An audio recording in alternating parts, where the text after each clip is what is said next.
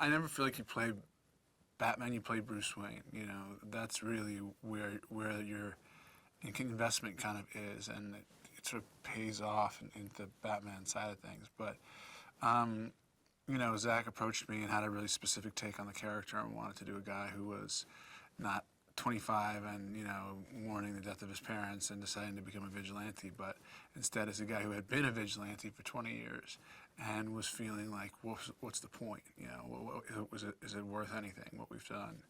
And who then, you know, loses friends during the Black Zero event and blames Superman and kind of channels all his rage and disillusionment at him.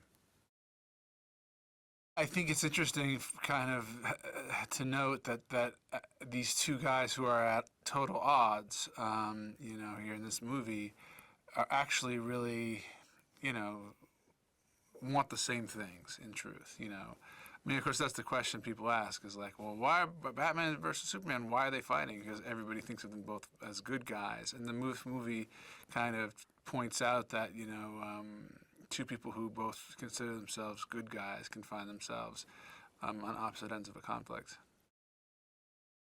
Classically, I guess the Alfred character is sort of like a substitute father figure for Master Bruce, who's a little boy and he raises him after his parents are gone, and so he's a father figure. And this, because of the way that it was reconfigured, he's almost more. He's not a father figure, you know, like the character and the way I played it. It's not a guy looking for a father figure. He's more an old friend that's been through kind of the war with him, and who is the one person who can probably speak to him honestly. I give Gal credit. I think she's just a movie star. I mean, she's beautiful. She's strong. She's assertive. She's a really good actress. You know, she's exactly who you would want for that part.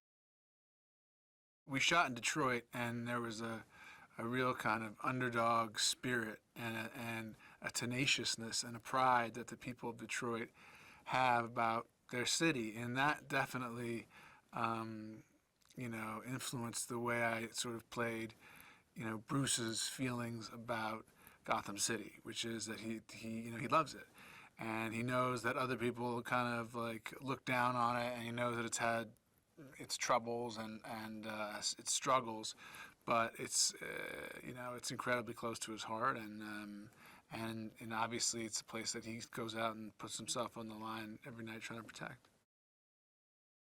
The story for Bruce Wayne begins with this Black Zero event, what they called the end of Man of Steel, where, you know, Zod was fighting Superman, and there was lasers ripping apart buildings, and things were blowing up, and you know, he goes rushing back to his building in Metropolis to see, you know, because of his people that he wants to take care of and get out and see if they're okay. And when he arrives, he's only in time to see the building kind of get sawed in half, and you know what happens to the people that were in that building, and that leaves that like scar on him, is what drives him through the rest of the movie.